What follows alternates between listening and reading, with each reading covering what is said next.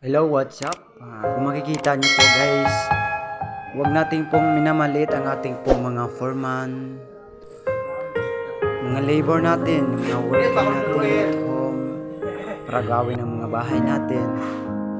Ayan guys, kung makikita niyo, hindi naging madali ang kanilang mga trabaho guys. Tingnan niyo ang naging resulta nito guys.